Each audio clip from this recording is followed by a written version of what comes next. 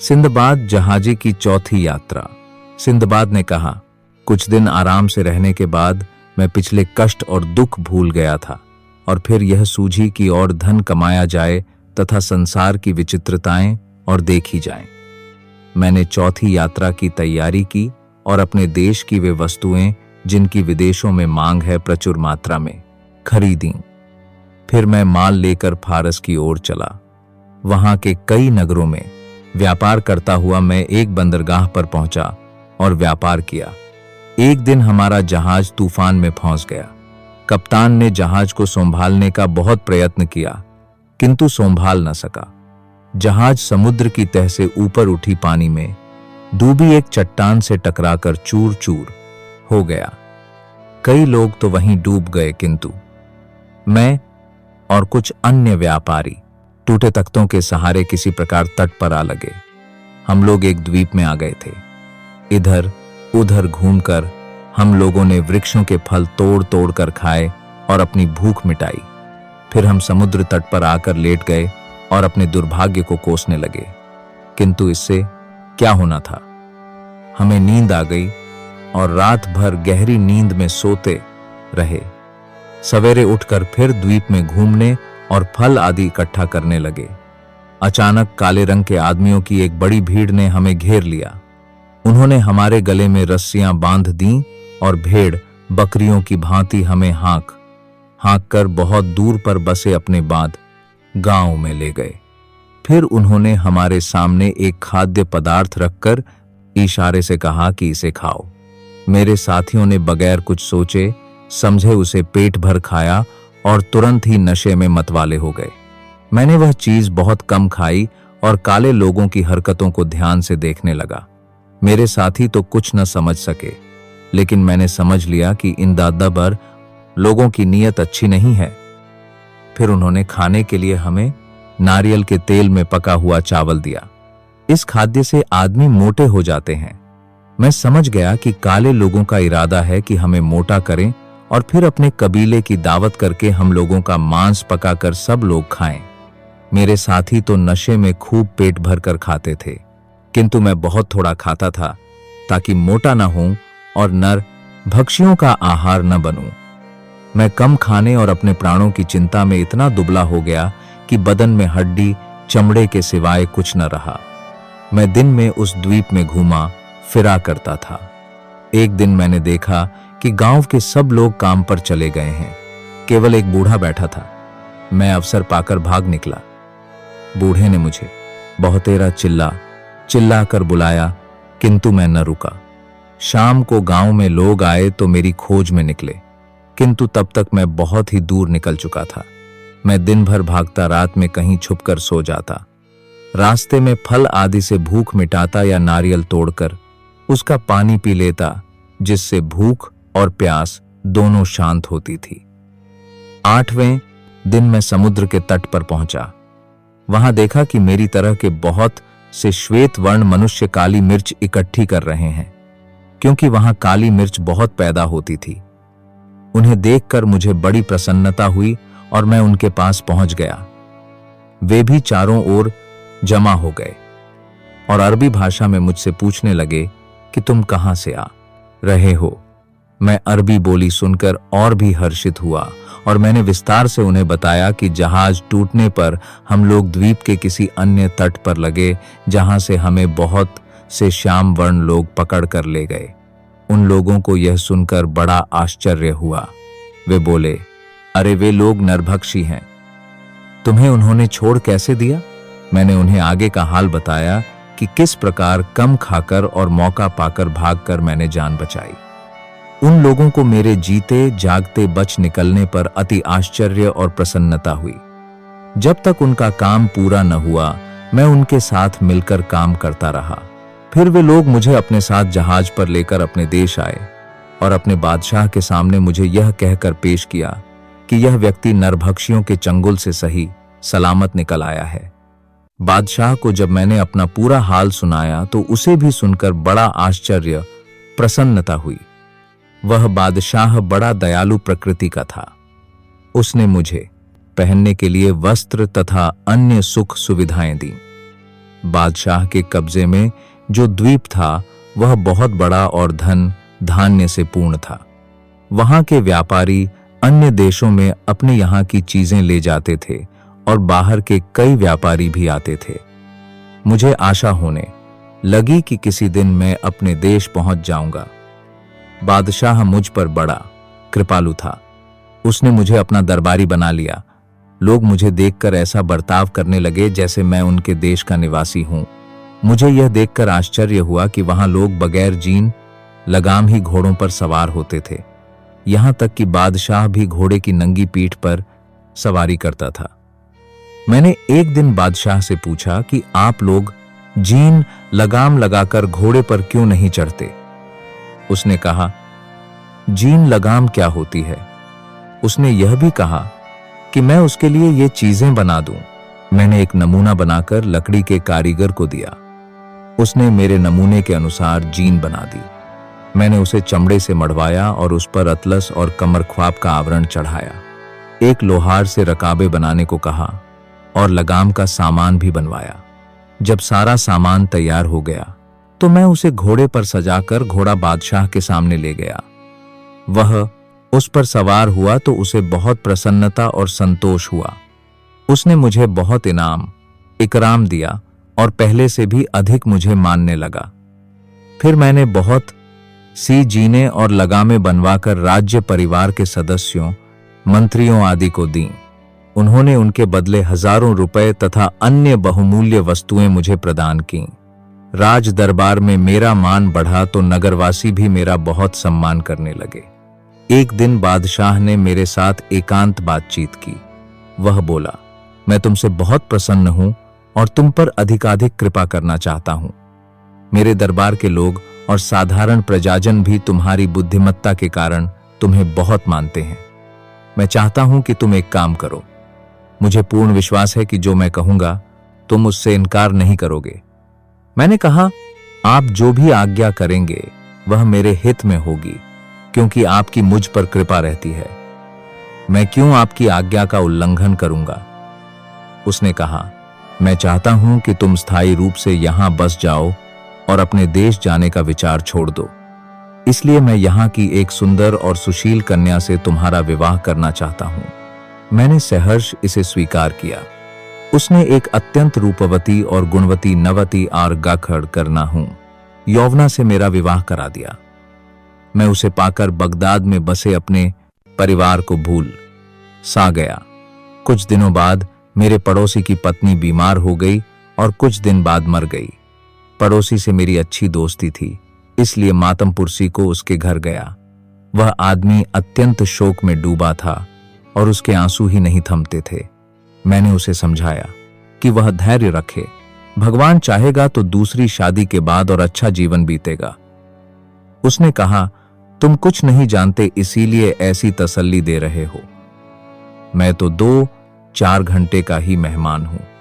मैंने परेशान होकर उससे स्थिति स्पष्ट करने को कहा तो वह बोला, आज मुझे मृत पत्नी के साथ जीते जी दफन किया जाएगा। हमारे यहां बहुत पुराने जमाने से यह रस्म चली आ रही है कि पति मरता है तो पत्नी उसके साथ दफन कर दी जाती है और पत्नी मरती है तो पति को उसके साथ गाड़ दिया जाता है। अब मेरी जान बचने की कोई सूरत ही नहीं है।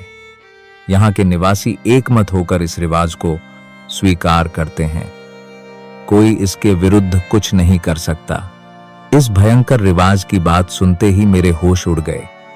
मैं उसी समय से अपने बारे में चिंता करने लगा, क्योंकि मेरा भी विवाह हो चुका था। थोड़ी देर में उसके सगे संबंधी एकत्र हो गए। उन्होंने कफन आदि का प्रबंध किया।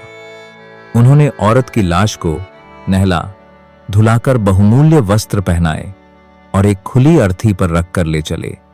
उसका पति भी शोकसूचक वस्त्र पहने रोता पीटता उनके पीछे चला। सब लोग एक बड़े पहाड़ पर पहुंचे। वहां पर उन्होंने एक बड़ी चट्टान हटाई तो उसके नीचे बड़ा गहरा और अंधेरा गड्ढा दिखाई दिया। सब लोगों ने रस्सी के द्वारा अर्थी को गड्ढे की तह तक उतार दिया। उसके बाद मृत स्त्री के पति को भी गड्ढे में उतार दिया। उन्होंने उसके साथ साथ रोटियां और जल से भरा पात्र भी रख दिया और उसे उतारने के बाद गड्ढे का मुंह चट्टान से बंद कर दिया। वह पहाड़ बहुत लंबा चौड़ा था। उसके दूसरी ओर पहाड़ बहुत लंबा समुद्र था और उस ओर का क्षेत्र दुर्गम और निर्जन था।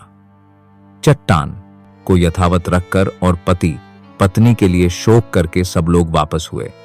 मैं बहुत ही डर गया था और सोचता था कि ऐसी अमानुषिक रीति जो दुनिया के किसी देश में नहीं है, यहाँ क्यों मानी जाती है। किंतु जिससे भी बात करता वह इस रिवाज का समर्थन करता और मेरी बात को गलत कहता था। यहां तक कि जब मैंने बादशाह से बात की तो उसने कहा, सिंदबाद, यह हमारे बुजुर्गों की बहुत पुरानी चलाई गई रस्म है। मैं अगर चाहूं भी तो इसे रोक नहीं सकता। यह रस्म मुझ पर भी लागू होती है। भगवान न करे अगर रानी का देहांत हो जाए तो मुझे भी उसके साथ जीते जी दफन कर दिया जाएगा। मैंने पूछा कि यह रस्म क्या उन अन्य देशवासियों पर भी लागू होती है जो यहां पर रहने लगे हैं? बादशाह मुस्कुराने लगा और बोला, यह रस्म देशी विदेशी सबके लिए है। इससे कोई व्यक्ति बाहर नहीं समझा जाता। इसके बाद मैं बहुत घबराया रहने लगा।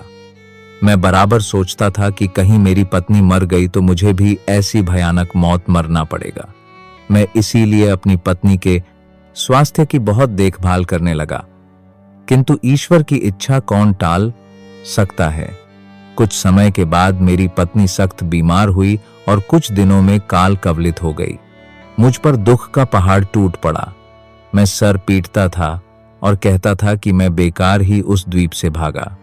इस प्रकार जीते जी गाड़े जाने से कहीं अच्छा था कि नरभक्षी मुझे मारकर खा जाते।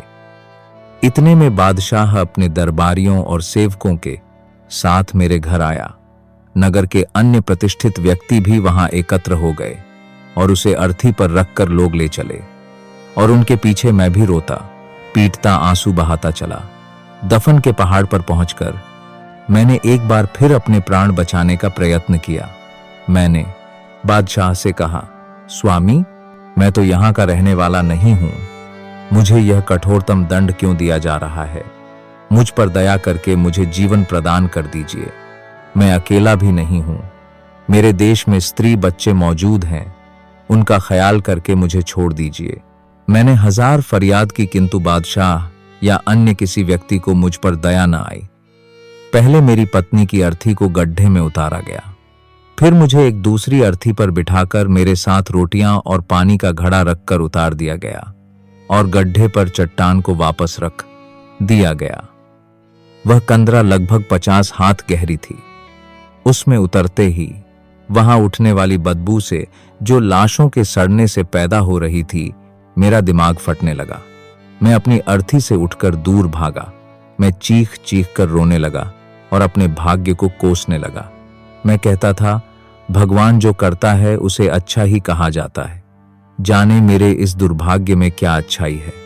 मैं 3 यात्रा के कष्टों और खतरों से भी चैतन्य नहीं हुआ और फिर मरने के लिए 4थी यात्रा पर चला आया। अब तो यहां से निकलने का कोई रास्ता ही नहीं है। इसी प्रकार मैं घंटों रोता रहा। किंतु सुख हो या दुख, मनुष्य को भूख तो सताती ही है। मैं नाक मुंह बंद करके अपनी अर्थी पर पहुंचा और थोड़ी रोटी खाकर पानी पिया। कुछ दिनों इस तरह जिया। रोटियां खत्म हो गईं तो सोचा कि अब तो भूखा मरना ही है। इतने में ऊपर उजाला हुआ। ऊपर की चट्टान खोलकर लोगों ने एक मृत पुरुष और उसके साथ उसकी विधवा को गड्ढे में उतार दिया। जब लोग चट्टान बंद कर चुके तो मैंने एक मुर्दे की पांव की हड्डी उठाई और चुपचाप पीछे से आकर स्त्री के सिर पर उसे इतनी जोर से मारा कि वह गश खाकर गिर पड़ी। मैंने लगातार छोटे करके उसे मार डाला और साथ रखी हुई रोटियां और पानी लेकर अपने कोने में चला गया। 2-4 दिन बाद एक आदमी को उसकी मृत पत्नी के साथ उतारा गया। मैंने पहले की तरह आदमी को खत्म करके उसकी रोटियां और पानी ले लिया।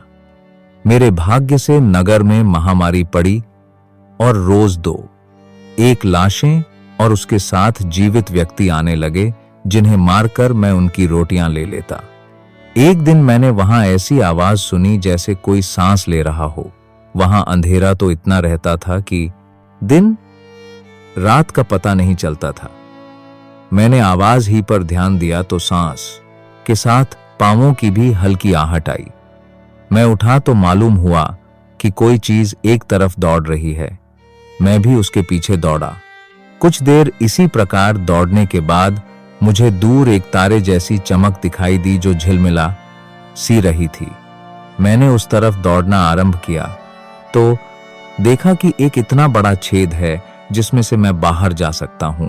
वास्तव में मैं पहाड़ के दूसरी ओर के ढाल पर निकल आया था। पहाड़ इतना ऊंचा था कि नगर निवासी जानते ही नहीं थे कि उधर क्या है। उस छेद में से होकर कोई जंतु मुर्दों को खाने के लिए अंदर आया करता था और उसी के सहारे मुझे बाहर निकलने का रास्ता मिला। मैं उस छेद से बाहर खुले आकाश के नीचे आ निकला और भगवान को उनकी अनुकंपा के लिए धन्यवाद दिया।